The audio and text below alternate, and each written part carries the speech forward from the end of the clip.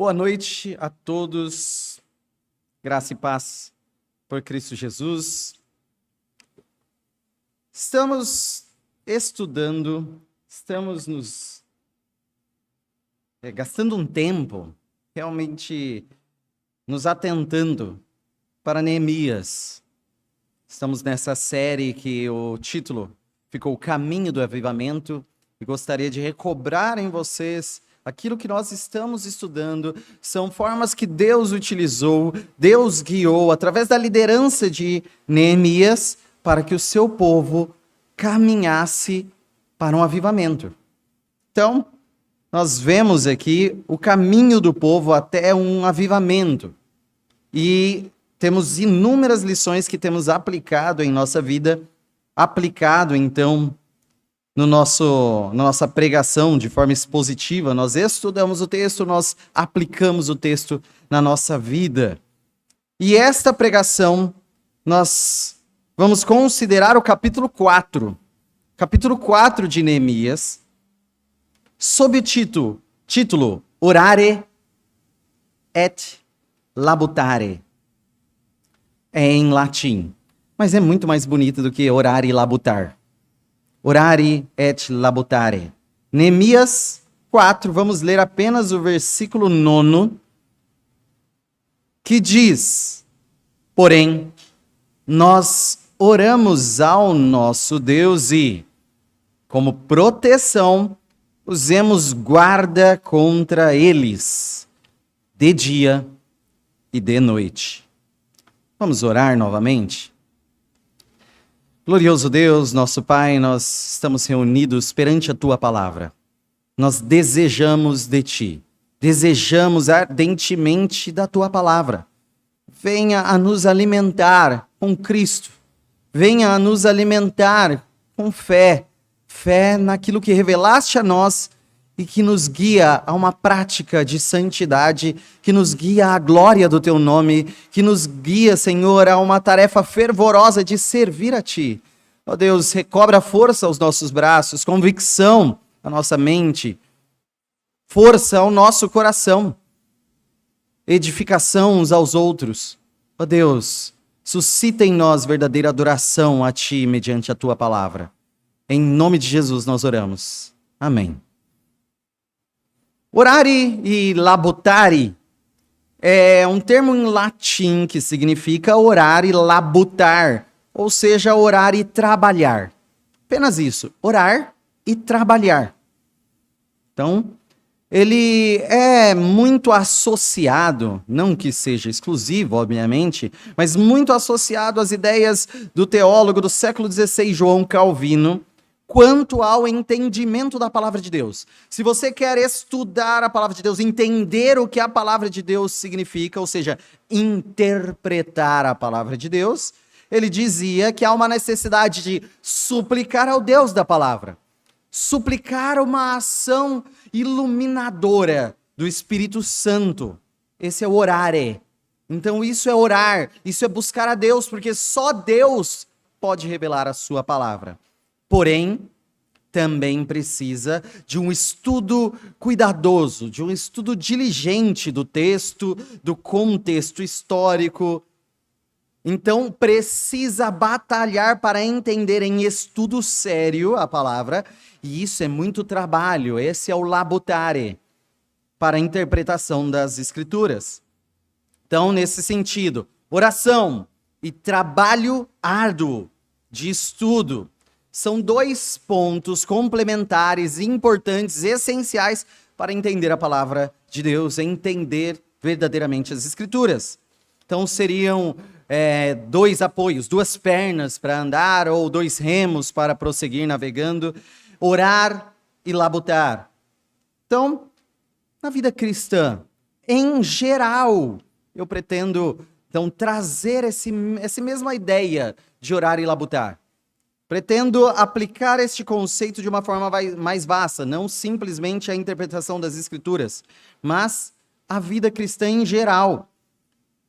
Nos valendo nessa noite de Neemias 4, sendo então o povo aqui descrito face a grandes desafios de reconstrução dos muros, de reconstrução da sua cidade, ameaças e zombaria de inimigos, precisam orar e labutar para reconstruir o muro.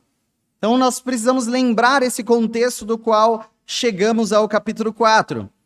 Então os capítulos anteriores vão tratar disso, ou o contexto aqui vai tratar disso, porque o povo de Israel, o povo de Deus, pelo seu pecado, foi humilhado, foi destruído na sua cidade principal, levado cativo em exílio, e como Deus havia profetizado, ou seja, sob o controle de Deus, o povo retornou em grande vergonha, em grande ruína.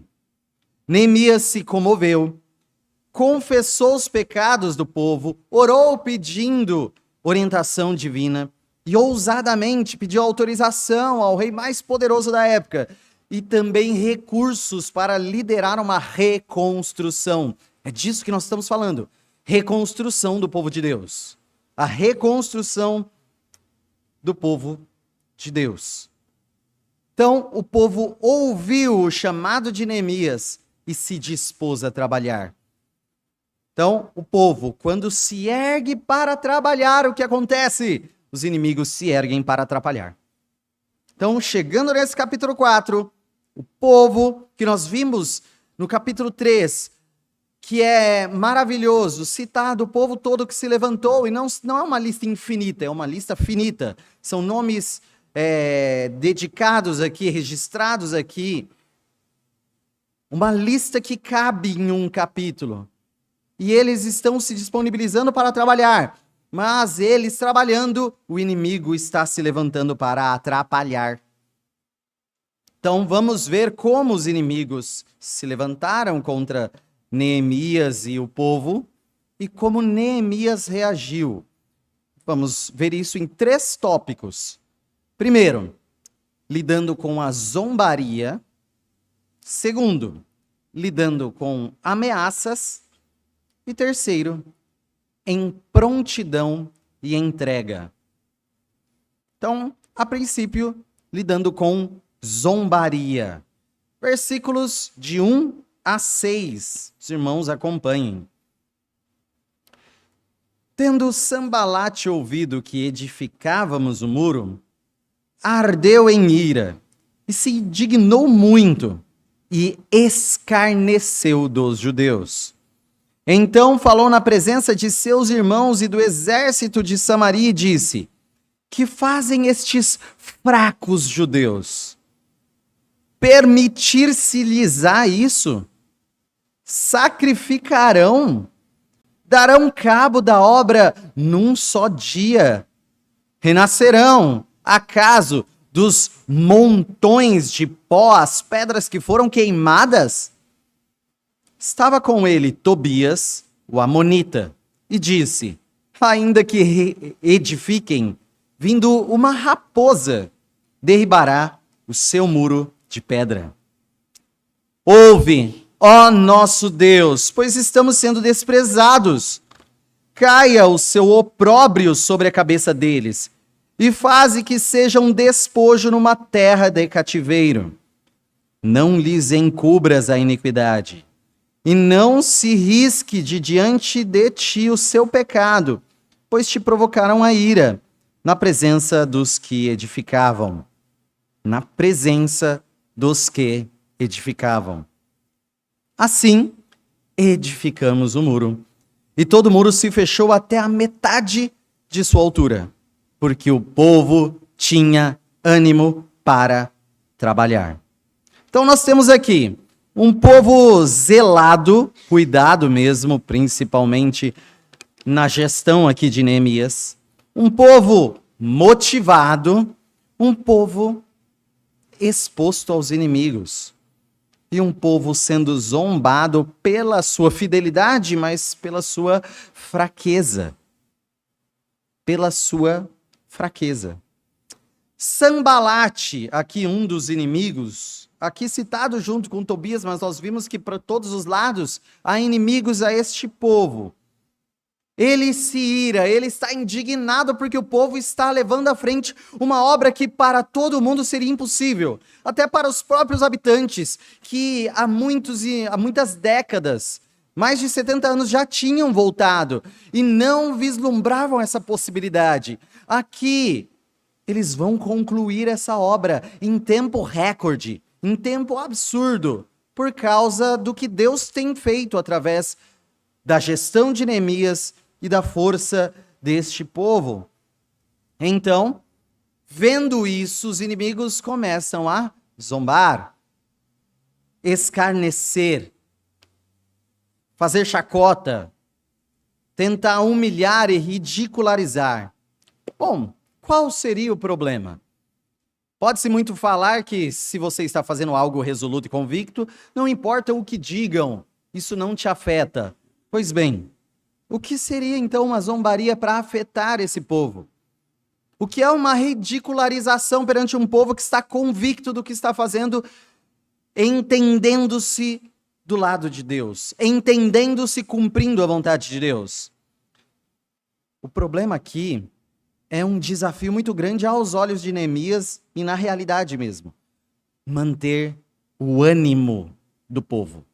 O desafio é manter o ânimo do povo. Lembrem-se, o povo está frágil. O esforço desse povo é profundo, não é algo superficial. Eles não estão fazendo algo que para eles dói pouco. É algo de um povo fraco que leva tudo o que eles têm. Está custando tudo deles. Eles estão num momento difícil. Publicamente.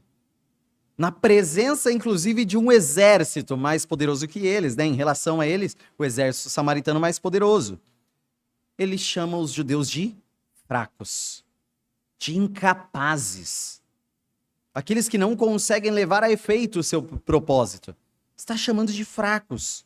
Sanbalate aqui está falando, vocês estão achando que isso daí vai dar certo? Vocês estão achando que vocês vão conseguir, no final de tudo, ficar sacrificando, tudo restaurado e bonito? Vocês acham que vão conseguir construir esse muro sem problema, sem antes dar um grande problema e parar? Vocês acham que vão conseguir, olha, usar esse monte de lixo, essas pedras aí destruídas, queimadas a fogo, para fazer algo decente? E ainda vem Tobias depois e fala, olha, mesmo se eles juntar umas pedras e construir alguma coisa, vem uma raposa e derruba. Encostou, acabou, já derruba. Isso aí é ridículo.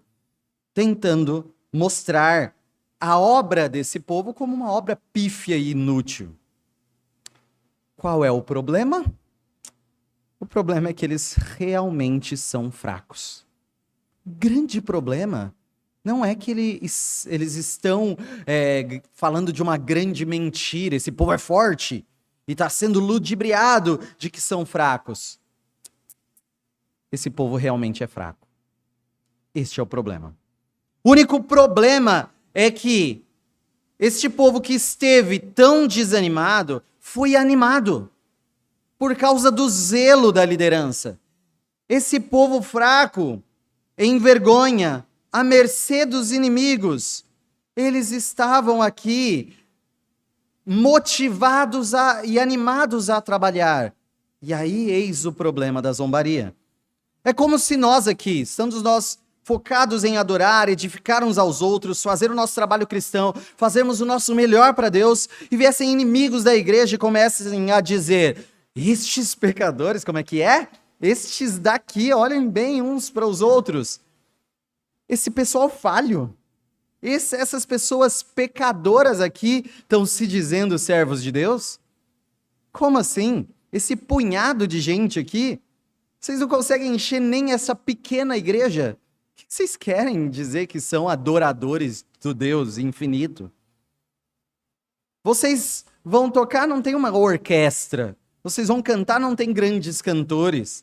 Vocês vão aí ler, não tem doutores incríveis e renomados no meio de vocês.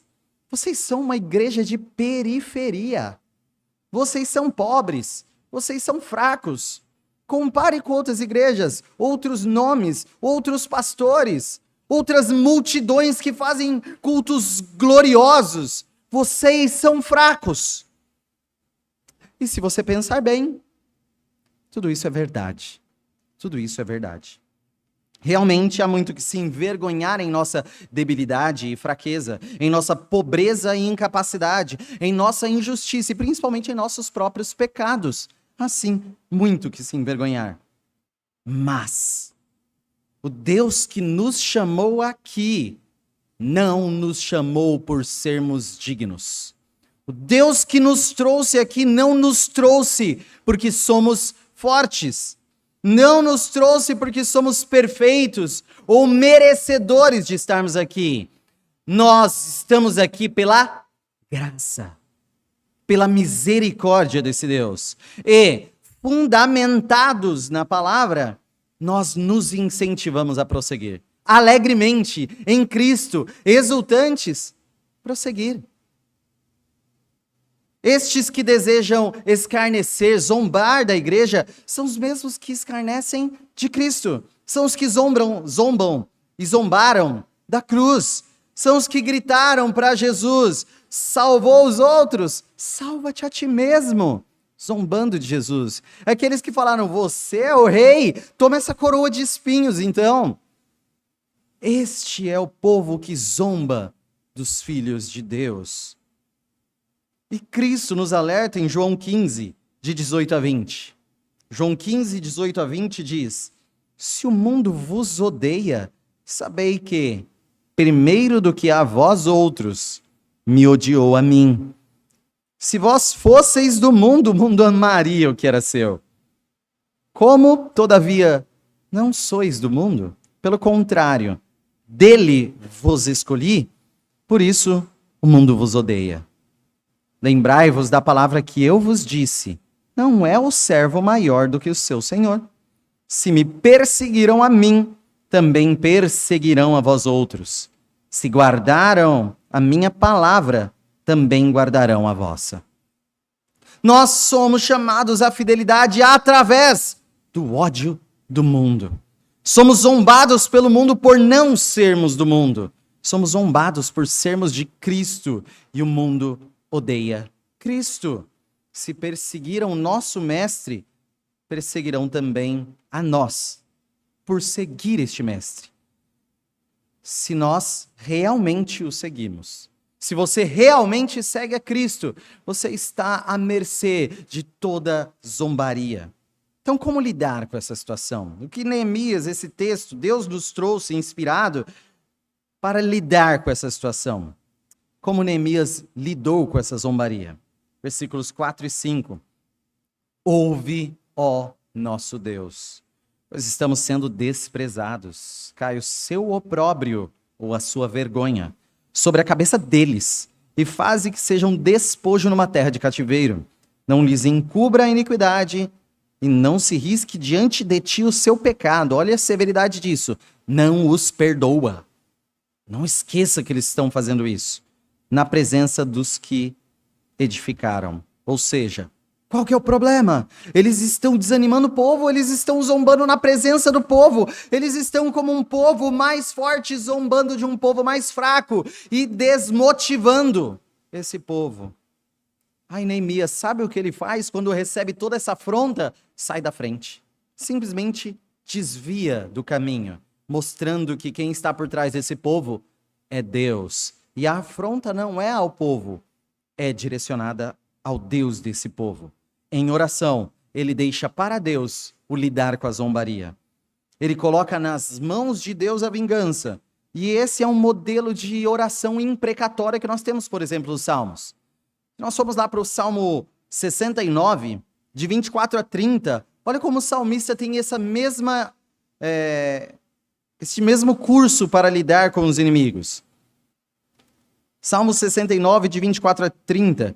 Derrama sobre eles a tua indignação, e que o ardor da tua ira os alcance.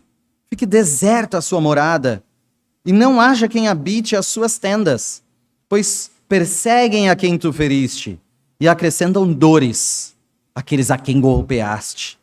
Soma-lhes iniquidade à iniquidade, e não gozem da tua absolvição. Mesmo pedido, não desfrutem da sua absolvição.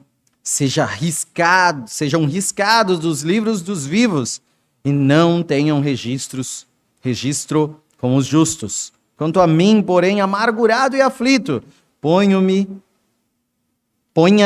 o teu socorro, ó Deus, em alto refúgio. Louvarei com cânticos o nome de Deus, exaltá-lo-ei com ações de graças. As nossas orações nos encorajam a descansar em Deus, a descansar na justiça divina, a ter a certeza de que o pecador que não se arrepender, Deus não há de riscar os seus pecados. Aquele que não se entregar, Deus não vai perdoá-lo. Aquele que não se arrepender, Deus vai condená-lo por toda a eternidade. Nós precisamos descansar na justiça divina. Somos encorajados a derramar a injustiça deste mundo no trono justo do nosso justo juiz. Isso nos lembra que o Deus Santo não deixa, nem deixará o pecado sem punição. E nos lembra que nós devemos continuar trabalhando contra o nosso pecado. Contra o nosso pecado. A justa oração imprecatória é só do perfeito, é só do santo, é só de Jesus. Nós somos pecadores e encontramos misericórdia em Cristo. Assim, em meio à injustiça, nós precisamos orar para coragem, mas continuar trabalhando para avançarmos. E é isso que aconteceu aqui. Versículo 6, assim edificamos o muro, e todo o muro se fechou até a metade de sua altura, porque o povo tinha ânimo para trabalhar. Então, edificamos o muro. Chegamos à metade, porque o povo tinha ânimo. A oração alivia, a oração encoraja, e os braços continuam servindo. Orare e labutare. Então, aplicações deste primeiro ponto. Orare. Deixe a vingança com Deus. Deixe a vingança com Deus. Você não deve perder tempo discutindo ou batalhando com tolos ofensivos. Mas também não guarde, não acumule dores das ofensas. Entregue a Deus. A oração é a resposta mais apropriada dos corações feridos por zombaria, fofoca, escárnio e todo o trabalho do inimigo para nos desanimar. É a oração. É a oração. Orem. Romanos 12:19 diz: não vos vingueis a vós mesmos, amados, mas dai lugar à ira, porque está escrito: a mim me pertence a vingança. Eu é que retribuirei, diz o Senhor. É na justiça dele que nós confiamos. Orem pela justiça divina. Mas a aplicação também é labutare, também é trabalhe. E aqui é: lute pelo ânimo do povo de Deus. Prestem atenção, lutem pelo ânimo do povo de Deus. A fraqueza e a zombaria podem nos impedir de continuar, de trabalhar, de exercer, de crescer, de edificar. Mas Deus providenciou um corpo local para incentivar, para dar ânimo, para dar apoio, para suportar uns aos outros em amor. Você tem lutado para manter os outros animados? Qual é o seu papel para animar essa igreja a servir ao Senhor? Lembrem-se, em Hebreus 10, 24 a 25, diz: consideremo-nos também uns aos outros, para nos estimularmos ao amor e às boas obras. Nós nos estimularmos, nós mantermos os ânimos uns dos outros. E o versículo 25, não deixemos de congregar-nos, como é costume de alguns. Antes, façamos admoestações, e tanto mais quanto vedes que o dia se aproxima. Nós precisamos uns dos outros. Nós precisamos nos animar e nos motivar. Segundo ponto, lidando com ameaças.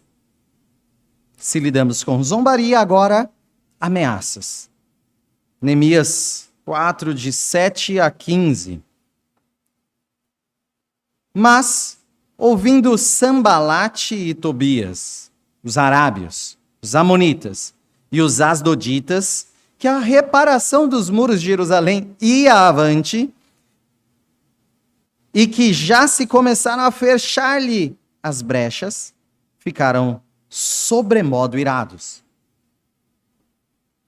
Ajuntaram-se todos de comum acordo para virem atacar Jerusalém e suscitar confusão ali. Porém, nós oramos ao nosso Deus e, como proteção, pusemos guarda contra eles, de dia e de noite. Então disse Judá: já desfaleceram as forças dos carregadores, e os escombros são muitos, de maneira que não podemos edificar o muro. Disseram, porém, os nossos inimigos: nada saberão disso, nem verão, até que entremos no meio deles e os matemos. Assim faremos cessar a obra. Quando os judeus que habitavam na vizinhança deles, 10 vezes ou muitas vezes, nos disseram: de todos os lugares onde moram subirão contra nós. Então pus o povo, por famílias, nos lugares baixos e abertos, por detrás do muro, com as suas espadas e as suas lanças e os seus arcos, e inspecionei, dispus-me e disse aos nobres, aos magistrados e ao resto do povo: não os temais, lembrai-vos do Senhor, grande e temível, e pelejai pelos vossos irmãos, vossos filhos, vossas filhas, vossa mulher e vossa casa. E sucedeu que, ouvindo os nossos inimigos, que já o sabíamos, e que Deus tinha frustrado o desígnio deles, voltamos todos nós ao muro, cada um à sua obra. O inimigo viu o fracasso da sua zombaria, fracasso da língua, mas aí decidiu investir em ataque direto. O inimigo se ajuntou para atacar. Inimigos que não têm nada em comum. Eles não são super amigos. Olha, desde crianças somos muito chegados, todos estes povos. Não. Mas se ajuntaram contra o povo de Deus. E esse é um padrão. Pessoas que se odeiam passam a colaborar quando lutam contra a igreja. Já perceberam isso? Grupos distintos que podem até não se gostar, se ajuntam contra o povo de Deus. Foi assim com o próprio Jesus. O ápice disso talvez seja em Lucas 23, 11 e 12. Lucas 23, 11 e 12. Mas Herodes, juntamente com os da sua guarda, tratou-o com desprezo e, escarnecendo dele, fê-lo vestir de um manto aparatoso e o devolveu a Pilatos. Naquele mesmo dia, Herodes e Pilatos se reconciliaram, pois antes viviam inimizados um com o outro. Então, dois influentes, um rei e um governante, viviam em inimizade, luta por poder, um inimigo do outro. Mas quando é contra Jesus, viram amigos. Acaba a inimizade, porque contra o principal inimigo eles se juntam. Não seria diferente conosco? Podemos ver que até direita e esquerda política que se odeiam tanto, ambos acabam colaborando, mesmo não querendo, para destruir a igreja. Feministas e islâmicos se juntam. Vemos ateus e satanistas. Ideias assim totalmente diferentes, irreconciliáveis, deveriam ser inimigos viscerais uns dos outros. Mas se juntam contra o povo de Deus. Uma casa dividida contra si mesma não subsiste. E, na verdade, são simplesmente o mal contra o nosso Deus. Então, a reação do povo foi orar e trabalhar. Prosseguiram na dependência de Deus, mas também no firmar das suas mãos. Essa é a postura correta. Confiar na soberania, mas encarar a sua responsabilidade. Confie na soberania de Deus, encare a sua tarefa, o seu papel. Este é o enredo do versículo 9. Porém, nós oramos ao nosso Deus. Então, eles confiam em Deus. O refúgio deles é Deus. O coração deles está em Deus. Mas as mãos deles, como proteção, pusemos guarda contra eles de dia e de noite. Nosso mestre ensinou isso no momento mais difícil. Vigiai e orai, para que não entreis em tentação. Essa recomendação é fundamental. Nós precisamos depender em oração, nós precisamos fazer, agir. A oração te coloca aos pés de Deus. A vigilância te faz obedecer a Deus. Espírito e corpo, interno e externo, dependência e diligência. Nenhum deles pode ser deixado de lado. Veja o que o sábio diz a esse respeito. Provérbios 21, 31. Olhe nisso e traga como uma lição para você. O cavalo prepara-se para o dia da batalha, mas a vitória vem do Senhor. Você faz confiado. Você age, mas o mérito da boa dádiva é de Deus. Você luta, mas Deus dá a vitória. Soberania divina e responsabilidade humana nunca podem ser desprezadas. Orar e labutar, oração e trabalho. Mas o próprio povo já estava se dizendo incapaz aqui. Rumores, ameaças trouxeram medo. Ouviu-se aí nos versículos 10 e 11 que lemos, agora já era. Não aguentamos mais, acabou a nossa força. Ainda tem muito escombro pesado lá para puxar. Nós não podemos. Olha a conclusão, nós não podemos. Nossos inimigos virão, vão nos matar. A obra será parada. Ou seja, realmente o coração de homens do povo já tinham sido atemorizados, o medo tomou conta, o inimigo conseguiu, através da zombaria, mas depois, principalmente através da ameaça, conseguiu trazer medo. Neemias agiu no caminho certo para lidar com o povo que estava com medo. Em meio à situação, todos nós ficamos com medo. Medo de não conseguir, medo da situação já ter se desesperado tanto que não achamos solução, medo de estarmos já no fundo do poço, medo de não ver a luz e não enxergar no meio da escuridão. E em vez de dar um passo de cada vez, a gente querer já sair para a luz e ver que está tão longe que o medo consome o nosso coração. Geralmente esse é o caminho da depressão, geralmente esse é o caminho da inércia. Porque nós nos vemos envoltos a tanto medo que não há disposição para caminhar. Aqui, Neemias agiu. E no versículo 13, então, pus o povo por famílias, nos lugares baixos e abertos, por detrás do muro, com as suas espadas, suas lanças e os seus arcos. Olha que receita maravilhosa.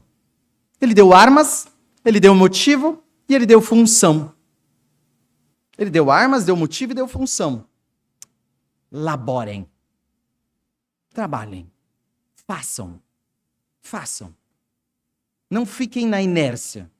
Não se dobrem no medo. Façam.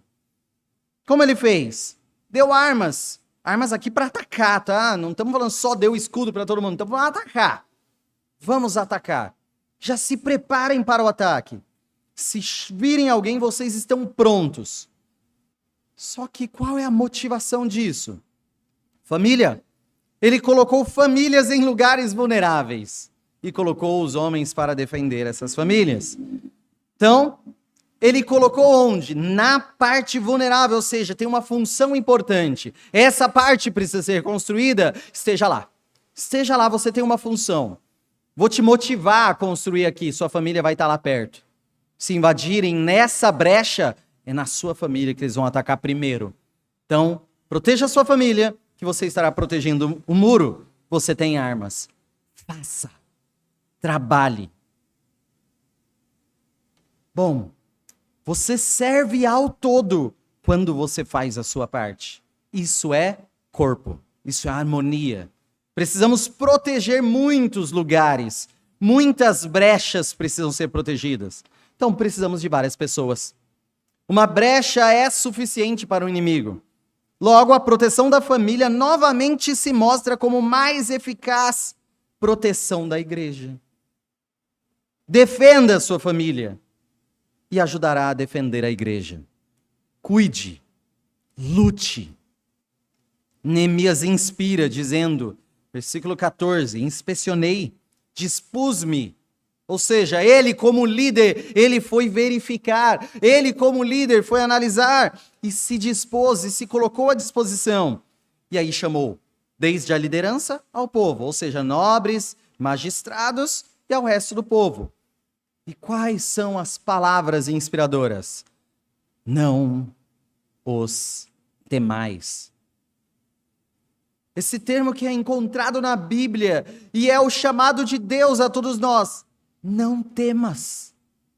O mundo inteiro tem vários motivos por causa do seu pecado para temer, mas aqueles que estão com Cristo são chamados a não temer, a vencer o medo. Qual é o motivo de nós não temermos? Qual é o fundamento de sumir o medo? Lembrai-vos do Senhor, grande e temível. Quem deve ter medo? O inimigo. Lembrai-vos do Senhor. Ele é grande. Ele é temível. Lembrai-vos do Senhor. Tem uma parte numa canção que a gente canta, Êxodo, também é do Projeto Sola, cantamos alguma vez aqui também em Ressurreição, mas canta-se que comparando o Êxodo, comparando a Páscoa com a cruz de Cristo, ele falando que na cruz o sangue estava, e naquele momento no Monte da Caveira, ao nosso lado Deus está. É a frase que encerra a estrofe. Ao nosso lado Deus está. Isso me arrepiou algumas vezes já. Ao nosso lado. O grande e terrível está ao nosso lado. O Deus valente, que deve ser e infundir medo e deve ser temido pelo mundo inteiro, está ao seu lado. Não há razão em você para isso, mas a misericórdia dele para isso. Ele está ao seu lado, a vitória está garantida nele. Lembrai-vos do Senhor. Não temais, lembrai-vos. Olhamos para a nossa família e vemos vulnerabilidade. Se você olhar para a sua família, você vai ver os vícios que só vocês que moram juntos conhecem. Vão olhar os pecados que só vocês que tratam uns dos outros conhecem. Olhar os maus tratos uns dos outros. Olhar as dificuldades que tem com o trabalho, com estudos, com relacionamentos, com ansiedade, com preguiça, com tudo. Todo o seu pecado está muito mais exposto aos seus familiares. Vocês sabem disso. E se você olha para sua família e você enxerga fraqueza nela e olha para você, como sua família vai ser protegida? Como você, desse jeito, vai lutar pela sua família? Sendo você um fraco, sendo você fraco, a frase é, não temais, não temais, lembrai-vos do Senhor, lembrai-vos do Senhor. Não é a nossa força, não vem de nós, é nossa responsabilidade. Você deve labutar, mas olhe para os céus, ore, é de lá que vem a vitória. O inimigo nos faz olharmos para nós mesmos e nos desesperamos. Mas Deus nos faz olhar para Cristo e temos esperança. Paulo nos afirma isso. 2 Coríntios 12, 9 e 10 diz, então ele me disse, a minha graça te basta, porque o poder se aperfeiçoa na fraqueza. De boa vontade, pois me gloriarei nas fraquezas, para que sobre mim repouse o poder de Cristo. pelo que sinto prazer nas fraquezas, nas injúrias, nas necessidades, nas perseguições, nas angústias, por amor de Cristo. Porque quando sou fraco, então é que sou forte. O poder de Deus se aperfeiçoa na nossa fraqueza. O poder de Deus é visto em sua plenitude, perante os nossos olhos e tudo que eles podem ver de sua plenitude na nossa fraqueza. Quando nós descansamos os nossos braços de querer resolver a vitória vir por nós, e nós falamos, eu vou fazer a minha parte e a vitória virá do Senhor. Quando nós fazemos apenas aquilo que nos cabe e descansamos nos resultados que Deus há de prover. Nossa força vem de Deus. Olhe para a força dele. Olhe o quanto ele é temível. Clame por essa força, suplique por ela, viva por ela. Lute nela e lute pela sua família. Pelejai pelos vossos irmãos, vossos filhos, filhas, vossa mulher e vossa casa. Versículo 15, assim, e sucedeu que, ouvindo os nossos inimigos que já o sabíamos, e que Deus tinha frustrado o desígnio deles, voltamos todos nós ao muro, cada um à sua obra. Deus frustrou os inimigos, e o povo voltou à obra. As aplicações em orare, olhai para o Deus forte. Olhai para o Deus forte. Olhar para as suas fraquezas deve gerar confissão, contrição, uma consciência de que a vitória não virá de você. Mas nosso culto, já percebam isso, nunca termina em confissão. Ele termina na bênção de um Deus que venceu, que perdoou, que edificou a sua igreja. Não dê lugar ao desespero, mas espere em Deus. O Salmo 37:5 trata isso de uma maneira maravilhosa. Entrega o teu caminho ao Senhor, confia nele e o mais ele fará. E a parte A do versículo 7 deste mesmo capítulo é: descansa no Senhor e espera nele. Mas a nossa espera é uma espera ativa, não uma espera passiva. Tem o labutare. Com a aplicação do labutare, lute pela sua família. Lute pela sua família. Não se desespere com a fraqueza, o cansaço, a debilidade ou a destruição que a luta contra o pecado tem feito na sua casa. Confiado em Deus e olhando para Cristo, lute. Comece a lutar, faça, arregace as mangas, pare de murmurar, de lamentar, comece a pelejar, pelejai pelos vossos irmãos, filhos, filhas, e agora no singular, mulher e casa. Lute para que eles vençam o pecado, lute para que eles estejam na igreja, lute para que eles estejam em Cristo, que seja a principal luta da sua vida, que você esteja em Cristo e sua família seja conduzida por você a estar em Cristo. Pelejai, lutai. Lembrem-se, essa não é uma luta contra a carne e o sangue, Efésios 6, 12 e 13. Porque a nossa luta não é contra o sangue e a carne, e sim contra os principados e potestades, contra os dominadores deste mundo tenebroso, contra as forças espirituais do mal nas regiões celestes. Portanto, tomai toda a armadura de Deus, para que possais resistir no dia mau e, depois de terdes vencido tudo, permanecer inabaláveis. É somente por aquilo que vem de Deus, pela sua palavra, pela sua justiça, pelo seu evangelho. É só assim que nós conseguimos lutar pelas nossas famílias. Na palavra de Deus. Não em estratégias humanas, mas na palavra de Deus. É como terceiro ponto, em prontidão e entrega. Em prontidão e entrega. Versículos 16 a 23. Daquele dia em diante, metade dos meus moços trabalhava na obra. E a outra metade empunhava lanças, escudos, arcos e couraças. E os chefes estavam por detrás de toda a casa de Judá. Os carregadores, que por si mesmos tomavam as cargas, cada um com uma mão fazia a obra e com a outra segurava a arma. Os edificadores, cada um trazia a sua espada à cinta, e assim edificavam. O que tocava a trombeta estava junto de mim.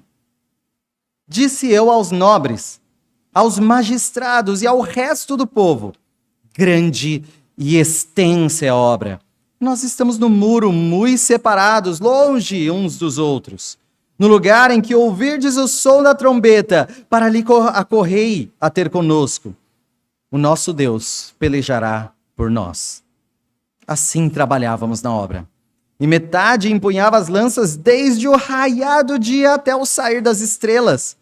Também neste mesmo tempo disse eu ao povo: cada um com o seu moço fique em Jerusalém, para que de noite nos sirvam de guarda e de dia trabalhem. De noite de guarda, de dia trabalha. Nem eu, nem meus irmãos, nem meus moços, nem os homens da guarda que me seguiam, largávamos as nossas vestes. Cada um se deitava com armas à sua direita. Em prontidão, termina o capítulo. Em tempos difíceis, precisamos de entrega. Em tempos difíceis, precisamos de entrega. Quem mais puder, que mais dedique-se a si mesmo.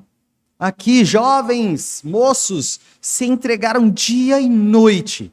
Homens carregavam armas com uma mão, blocos com outra. Prontidão, entrega.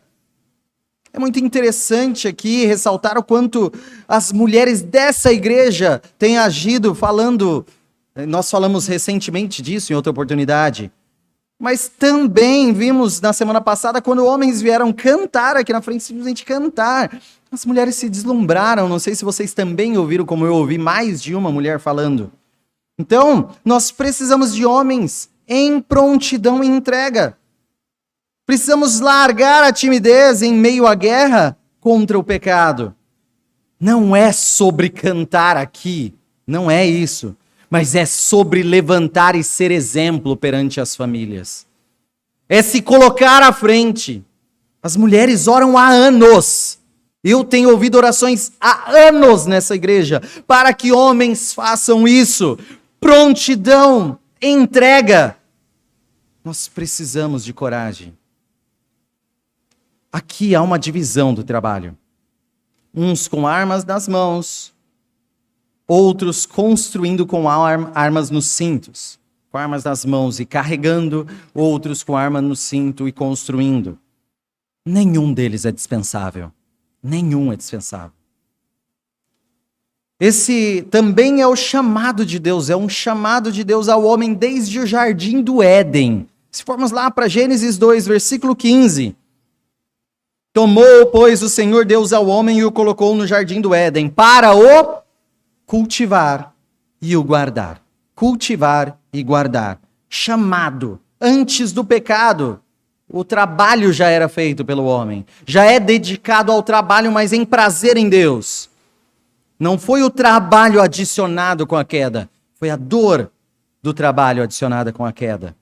Nós temos aqui um mandato criacional, um mandato da nossa criação, de cultivar e guardar. Cultivar é fazer prosperar, é construir, desenvolver, crescer. Guardar é proteger o que está crescendo. Então, no jardim do Éden, ali, cultivar é plantar, é regar, é fazer crescer a árvore saudável, o fruto, mas guardar é proteger, não deixar que algo externo a danifique. Um depende do outro. Então, no muro, uns construíam, outros vigiavam para guardá-lo. Ambos estão servindo. Na nossa igreja, precisamos ensinar, precisamos viver isso, precisamos guardar, precisamos lembrar aquilo, crescer e guardar. Nós precisamos, em nossas casas, prosperar, mas também cuidar e manter. Então, ainda que haja divisão do trabalho, há inclusive solidariedade entre eles. Porque o que está lá com a arma guardando, também ajuda carregando. O construtor está armado, se precisar lutar, ele está pronto. Ninguém se divide a ponto de não ajudar um ao outro na sua tarefa. E o corpo de Cristo é assim. Nós fomos chamados para isso. Ninguém deve desprezar o outro na sua necessidade para com ele. Todos dependemos uns dos outros na edificação. Nós dependemos do trabalho de todos. Nós dependemos de vários para nós crescermos cada vez mais. Precisa de vários para guardarmos e armazenarmos. Nós precisamos disso. De pessoas que vão ter funções diferentes, mas vão se complementar como um corpo em harmonia. E a Bíblia deixa claro isso.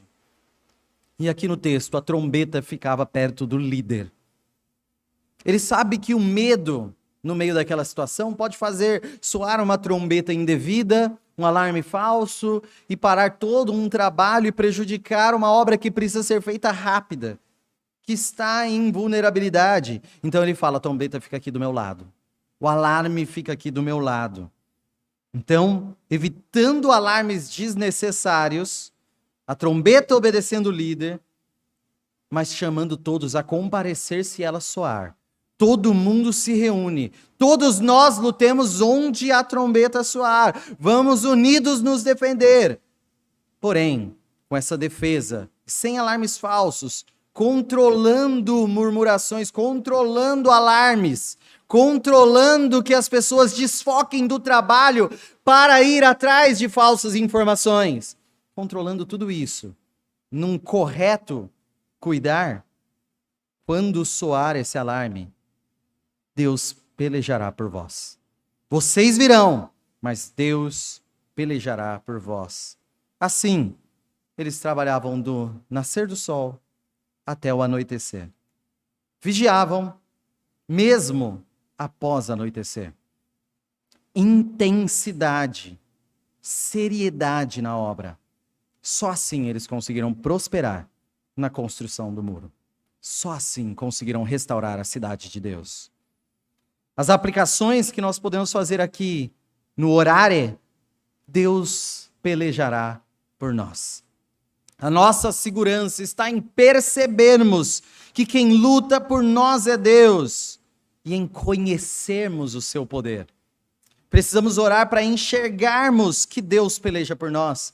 Nós não enxergamos isso naturalmente. A gente se desespera, a gente acha que depende de nós, a gente precisa orar para que Deus abra os nossos olhos e nós entendamos que Deus peleja por nós. Foi assim com Eliseu, no desespero do seu servo ao olhar as tropas inimigas. Segundo Reis 6, 15 a 17 diz: tendo se levantado muito cedo o moço do homem de Deus e saído, eis que tropas, cavalos e carros haviam cercado a cidade. Então seu moço lhe disse: ai, meu senhor, que faremos? Eliseu, tranquilo, pleno, ele respondeu: não temas. Por quê? Porque mais são os que estão conosco do que os que estão com eles. Presta atenção, aqui o moço olhou para um lado assim, olhou para o outro, viu aquela cidade frágil e falou: não consigo enxergar isso. E muitos de nós somos assim. Vemos a nossa situação, ouvimos falar de um Deus poderoso, nossos olhos continuam sem enxergar nada. Continua um desespero no nosso coração. A ansiedade toma conta. Versículo 17. Orou Eliseu e disse: Senhor, peço-te que lhes abra os olhos para que veja. O Senhor abriu os olhos do moço e ele viu que o monte estava cheio de cavalos e carros de fogo em redor de Eliseu. Estava lotado das tropas celestiais de Deus. E só o profeta via. E orou para que o seu servo visse. Vendo aquilo, mais os que estão conosco dos que estão contra nós. Basta enxergar. É só Deus que pode abrir os nossos olhos e gerar a confiança nele mesmo. Só Deus que pode abrir os nossos olhos e fazer o nosso coração se firmar na força do seu poder. Maior o que está em nós. E se Deus é por nós, quem será contra nós? Deus pelejará por nós. Mas a aplicação também tem o labutare. Descansando com armas ao lado. Isso não nos tira a responsabilidade. Olhar para o Deus poderoso que luta por nós não nos tira a responsabilidade. Vigiem, estejam prontos, se entreguem, batalhem, descansem em Deus, durmam, mas prontos para a batalha.